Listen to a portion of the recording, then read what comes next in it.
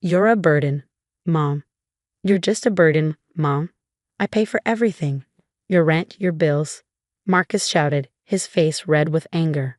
The restaurant was empty except for us. I stood near the bar, my hands clenched together. My name is Olivia Bennett. I'm 58 years old, and today my own son was kicking me out of his restaurant, or at least, the restaurant he thought was his. I can't keep taking care of you while you pretend to help here, Marcus said. Sarah's right. You're just in the way. He ran his hands through his hair, just like his father used to do.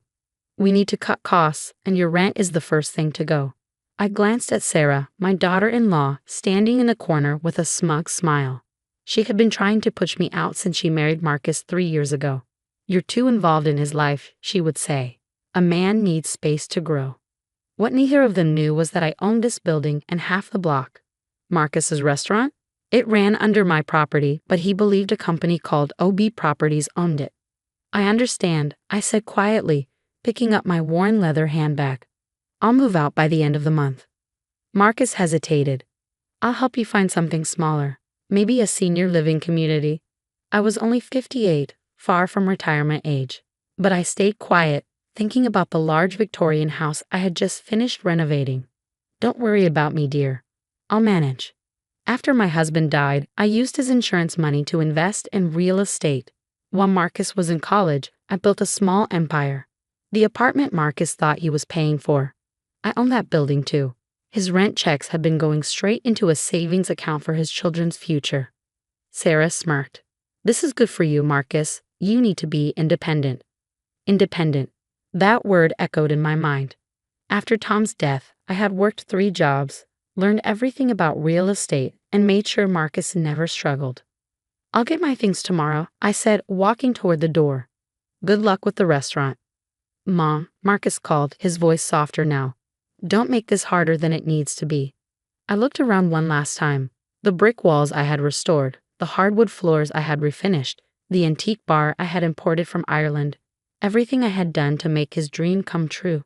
I'm not making it hard, Marcus. I'm just stepping aside. I pushed open the door and left. In my car, I pulled out my phone and called my lawyer. It's time, I said. Are you sure? The property tax bills go out next week. He's going to find out. I know. Send the notice tomorrow. I didn't drive to the tiny apartment Marcus thought I lived in. I went home to my beautiful Victorian house in Beacon Hill.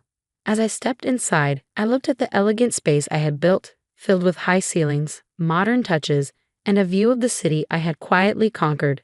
Sitting in my study, I checked my property management system. The restaurant was just one of the 37 buildings I owned in Boston. Marcus thought I was struggling, but he had no idea his mother was one of the city's top real estate investors. Tomorrow he would learn the truth.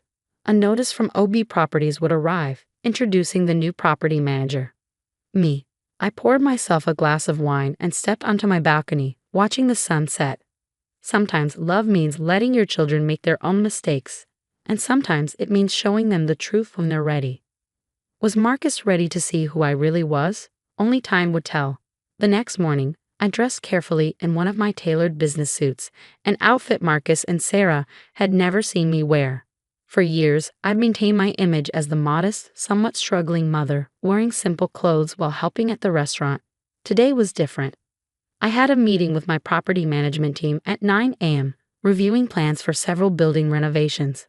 By 10:30, Michael called. The notice has been delivered to the restaurant, he said. Are you ready for this? I took a deep breath. I've been ready for 15 years. Around noon, my phone started buzzing. Marcus's name flashed on the screen repeatedly, followed by a barrage of texts. Mom, what's going on? Did you know about this? The landlord is coming to meet us today. Where are you? We need your help. I let them go unanswered. At precisely 2 p.m., I walked into the restaurant, my heels clicking against the hardwood floors I'd restored years ago. Marcus and Sarah stood by the bar, paperwork scattered in front of them, their faces pale with worry. Mom? Marcus looked up, confused by my appearance. What are you doing here? And why are you dressed like that? Good afternoon, Marcus, Sarah, I said calmly, placing my briefcase on the bar. I believe you received a notice about meeting your landlord today. Sarah's eyes narrowed. We don't have time for this. We're about to meet with OB Properties. they're sending someone to discuss the lease. Actually, I said, pulling out a folder, OB Properties is already here. I handed them my business card, Olivia Bennett, CEO of OB Properties LLC. The silence that followed was deafening. Marcus stared at the card, then at me, his face cycling through confusion, disbelief, and shock. This isn't possible, Sarah whispered, grabbing the card from Marcus's hands. You live in that tiny apartment. Marcus pays your rent. I smiled, sitting down at the bar. No, Sarah. Marcus sends money every month, which goes directly into a trust fund for any future grandchildren. I own that apartment building, just like I own this one and many others. Marcus sank onto a bar stool, his legs seemingly unable to hold him up. All this time, the mysterious landlord who gave me such a good deal on the lease was me, I finished. I bought this building when you were still in culinary school. I renovated it specifically with your dream restaurant in mind. But why didn't you tell me? His voice cracked slightly. I looked at my son, really looked at him. Because you needed to believe you did this on your own. You needed to build your confidence, your skills. I just provided the foundation. Everything else, the success of this restaurant, that's all you. Sarah wasn't taking it as well. You've been lying to us, making us think you needed our help, letting us believe. I never said I needed help. I interrupted quietly. You both assumed that. You saw what you wanted to see. A widow struggling to get by. Never once did you ask about my life, my work, or how I spent my days. Marcus ran his hands through his hair again, that familiar gesture now tinged with regret. The apartment, the bills we've been paying. All going towards your children's future, I confirmed. I've been saving it, along with matching contributions of my own. By the time you have kids, their education will be fully funded. Yesterday, he started, his face flushing with shame. What I said to you was hurtful, I acknowledged, but may be necessary. It's time you knew the truth about your mother, Marcus. I'm not the burden you think I am. I'm a businesswoman who spent 15 years building something significant. I opened my briefcase and pulled out more documents, proof of my property holdings, investment portfolios, and the trust fund statements. As Marcus and Sarah looked through them, their hands trembling slightly, I could see their worldview shifting. All those evenings you spent helping around here, Marcus said slowly. You were actually checking on your investment, weren't you? I was spending time with my son. I corrected him. The fact that I owned the building was secondary. Everything I've done has been to secure your future, to give you a foundation to build your dreams on. Sarah sat down heavily, the papers clutched in her hands. The property taxes alone on this building are more than the restaurant's monthly revenue, I finished. Why did you think the rent was so reasonable? I wanted you to have a chance to succeed, Marcus. I just needed to do it in a way that let you feel independent. The next few weeks brought dramatic changes to our family dynamics. Marcus insisted I move into the owner's apartment above the restaurant, a space I'd kept vacant for years. It's yours anyway, he said, his voice carrying a new hint of respect. And I'd like you closer. I kept my Victorian home, but found myself spending more evenings at the restaurant, this time openly sharing my business knowledge with Marcus. Sarah, surprisingly, was the one who sought me out most often. I can't believe I was so wrong about you, she'd admitted one evening as we sat going through the restaurant's books. All this time, I thought you were clinging to Marcus, but you were actually supporting us in ways we never knew. Sometimes love means stepping back, I said, showing her how to better organize their financial records. Even when you have the power to step in.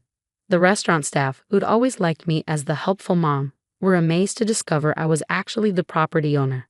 Maria, our head waitress of 5 years, laughed when she found out. I always wondered why you knew so much about the building's history. 1 month after the revelation, Marcus called a family meeting. He and Sarah sat across from me in the restaurant's private dining room, looking nervous but determined. Mom, Marcus started, we've been doing a lot of thinking. I was horrible to you, and I'm sorry.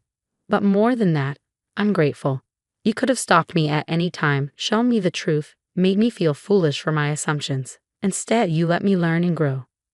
Sarah reached for his hand. We've been talking about the future.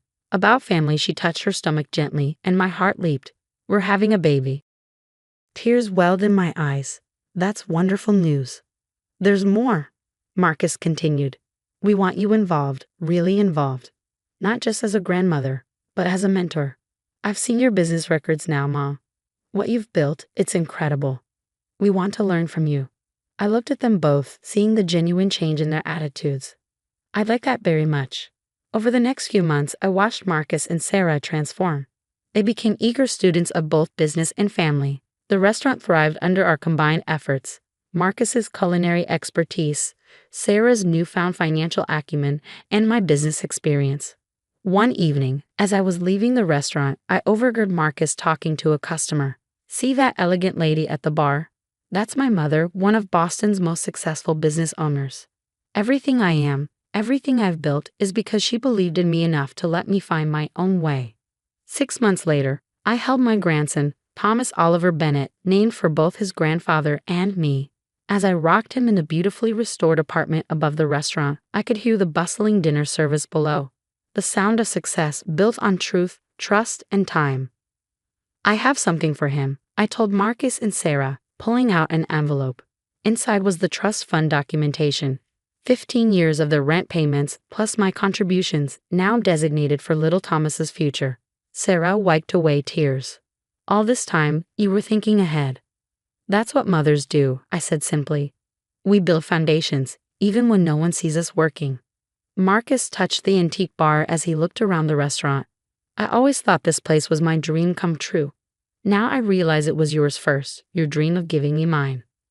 "No," I corrected him gently. "My dream was always just to see you happy, successful, and kind. The restaurant was merely the vehicle." Today, OB Properties remains one of Boston's premier real estate companies, but now it's truly a family business. Marcus and Sarah are learning the ropes, preparing to help manage our growing empire while maintaining the restaurant's excellence. Every Sunday, we have family dinner in the private dining room. Sometimes I catch Marcus watching me with a mix of amazement and regret, still processing how wrong he'd been about his struggling mother. But mostly, we focus on the future we're building together, a future founded on truth, understanding, and the kind of love that's strong enough to let go until the time is right to hold on again. As my grandson grows, he'll learn early what it took his father years to understand. That success isn't just about what you build, but about how you build it with patience, wisdom, and enough love to let others find their own way back to you.